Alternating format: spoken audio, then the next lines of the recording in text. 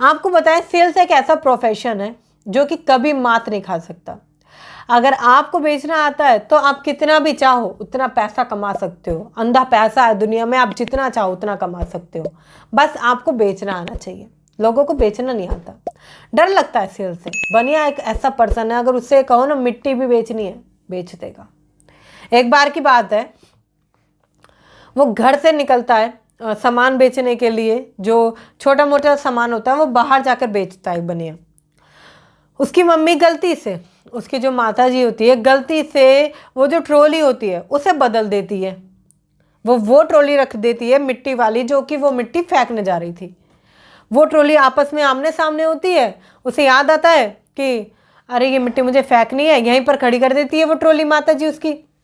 अब क्या होता है, वो ध्यान नहीं देता, वो ढकी हुई होती है दोनों ट्रॉली, वो ध्यान नहीं देता। वो मिट्टी वाली ट्रॉली शहर लेकर चला जाता है।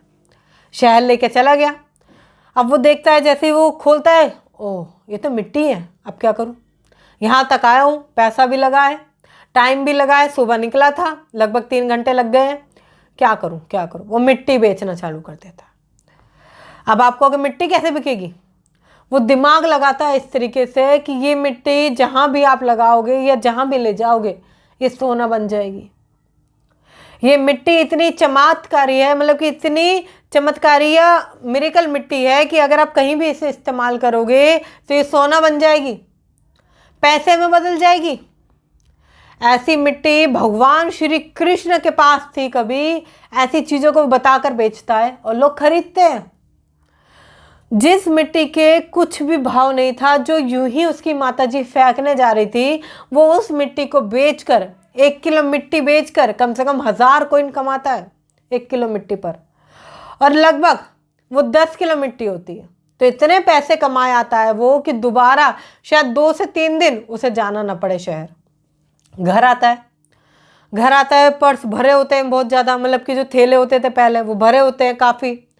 उसकी माताजी कहती है, बेटा आज एक गलती हो गई तेरी माँ से, आज एक गलती हो गई, मुझे माफ़ कर देना। मेरी वजह से तेरा समय बर्बाद हुआ, मेरी वजह से तेरे पैसे बर्बाद हुए शहर जाने के।